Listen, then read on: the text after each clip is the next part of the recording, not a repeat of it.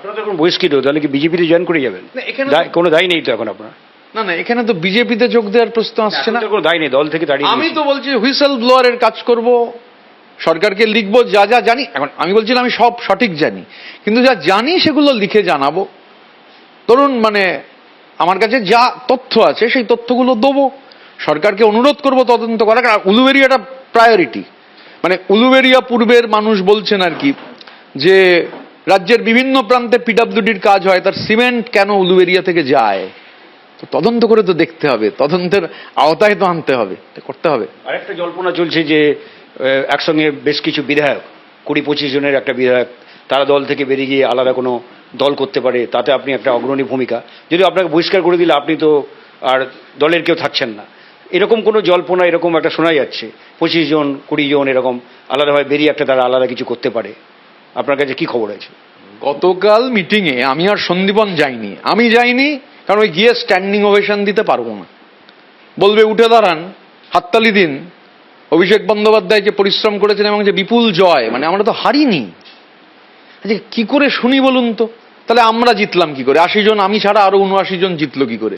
আমরা হারিনি, আমরা 80টা সিটে জিতেছি, আরো 100 সিটে হারিয়ে দেওয়া হয়েছে। আর এই গোটা জয়ের যদি কারিগর, এই উঠে দাঁড়িয়ে স্ট্যান্ডিং ওভেশন, একে কথা বলা যাবে না, উঠে দাঁড়ালেই মুখঝামটা খেতে হবে, তো স্কোপ নেই, সেই জন্য সময় নষ্ট হবে বলে আমি কালকে মিটিংয়ে যাইনি। এবার ঘটনাচক্রে বাকি মানে একটা পার্টি 4 তারিখ হচ্ছে রেজাল্ট বেরিয়েছে, তো আত্মসমীক্ষা তো পার্টিতেও দরকার।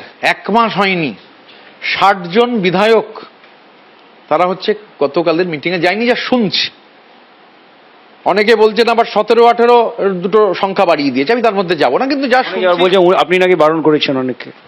তাহলে তো বলতে হবে আমি সাংঘাতিক শক্তিশালী, আমি বারণ করলাম আর 60 জন বিধায়ক গেল না, তাহলে তো মানে টেরিফিক ব্যাপার। আমার মধ্যে আপনার ফোন গেছিল মিটিং এর মধ্যে অনেক বিধায়কের কাছে, তাহলে এখন মিটিং এর ফোন গেছিল কিনা তাহলে কল রেকর্ড চেক করলেই পাওয়া যাবে, তাহলে তদন্ত করে দেখা হোক, আমাকেও তদন্তের আওতায় আনা হোক, কোনো সমস্যা নেই।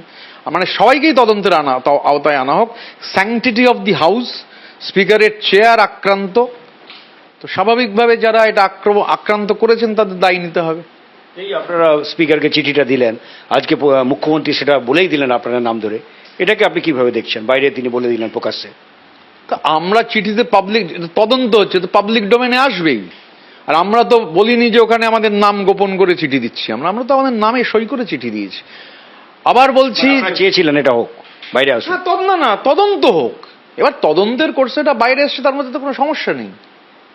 কিন্তু আপনি যখন নৈতিকতার একটা কথা বলছেন, পাশাপাশি এটাও তো মানে অনেক মহল থেকে বলা হচ্ছে যে একটা দল যখন কঠিন সন্ধিক্ষণে, তখন আপনারা সেই দলের হয়ে জিতে আপনারা একটা শাসক শিবিরের সঙ্গে গোপনে যোগাযোগ, সেখানে দলের একটা রেজলিউশনে কি হয়েছে সেটা স্পিকারকে জানিয়ে দিলেন, তো এটাও তো একটা মানে বেইমান বলে আপনাদের বিরুদ্ধে প্রচার হতে পারে, বিশ্বাসঘাতক বলে প্রচার হতে পারে। কিভাবে কাউন্টার করবেন এটা? এটা কিন্তু প্রচার হবে না। একটা অর্গানাইজড প্রচারের মেশিনারি আছে, থাকতেই পারে, থাকা ভালো, মাইনে করা লোকজন আছে। যে এজেন্সি কাজ করতো তাদের সব বড় কর্তারা বিদেশে ছুটি কাটাতেই পারেন, তার মধ্যে কোনো সমস্যা নেই। ক্যামাক স্ট্রিটের বহু সাধারণ ছেলে মেয়ের চাকরি চলে গেছে, মেসেজ দেখাতে পারি, দেখলে ব্যাকডেটে রেজিগনেশন দেওয়া হয়েছে। তৃণমূলে একটা ব্যাকডেটের কালচারে যেটা আছে বুঝতে পারছি, যে সব ব্যাকডেটে করতে হবে। আর আমরা আবার বলছি স্পিকারের পার্টি হয় না, এটা একটু ভালো করে তো জানতে বুঝতে হবে, বেসিক পলিটিক্যাল আইডিয়া। গাক করে চিৎকার করলেই স্পিকারের পলিটিক্যাল পার্টি হয়ে যায় না। স্পিকার এই প্রচারের মোকাবিলাটা করবেন কিভাবে, যে আপনারা বেইমানি করেছেন দলের সঙ্গে? এটার সঙ্গে তো বেইমানির কোনো প্রশ্ন নেই। কাউকে না কাউকে হচ্ছে বেড়ালের গলায় ঘন্টাটা বাঁধতে হতো। ঘটনাচক্রে আমি আর সন্দীপন বেঁধেছি। আরো কেউ আসবেন আপনাদের সঙ্গে? সেটা তো আমি বলতে পারবো না, কেউ আসবেন কি আসবেন না, সেটা সময় বলবে কেউ আসবেন কি আসবেন না।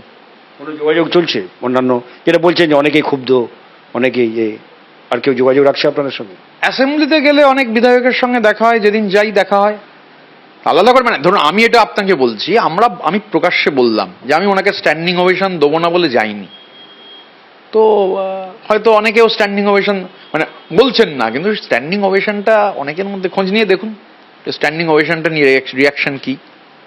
না বলছি যে এই যে জল্পনার কথা, সেই জল্পনার কথা কি আপনার কানেও এসছে যে অনেকেই দল থেকে বেরিয়ে আলাদা কিছু করার চেষ্টা করতে পারেন? না, আমি এরকম কোনো ধরনের কথা শুনিনি।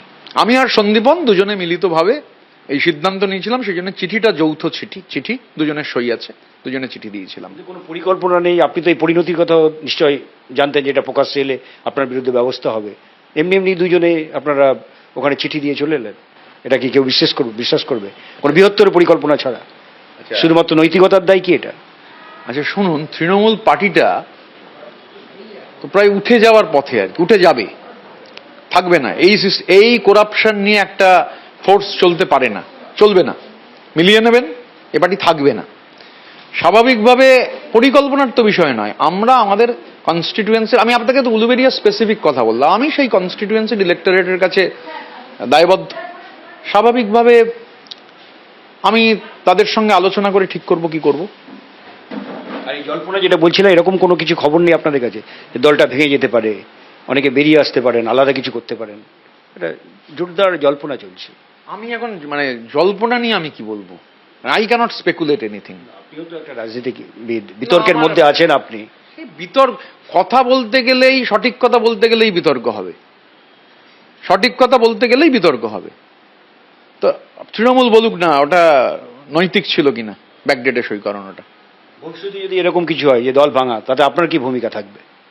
আমি ভবিষ্যতের কথা বলতে পারবো না, leave for this day only. আপনি তো বলছেন দলটা থাকবে না। হ্যাঁ, দল থাকবে না এটা আমি নিশ্চিত। আমি শুধু কেন, আমাদের দলের অনেক প্রবীণ সাংসদও বলেছেন দল থাকবে না, অনেক নেতা নেত্রীও বলছেন। আমি শুধু আমি হয়তো প্রকাশ্যে বলছি, কেউ কেউ প্রকাশ্যে বলেছেন, সবাই এটা বিশ্বাস করেন দলটা থাকবে না। আমরা এতক্ষণ ঋতব্রত বন্দ্যোপাধ্যায়ের সঙ্গে কথা বললাম, এবং তিনি আজকে যে বক্তব্য রাখলেন তাতে কিন্তু আরো নতুন করে নতুন বিতর্ক সামনে আসবে। ক্যামেরায় অজয় দাসের সঙ্গে আশাবুল হোসেন, এবিপি আনন্দ, কলকাতা। এবিপি আনন্দ, এগিয়ে থাকে, এগিয়ে রাখে।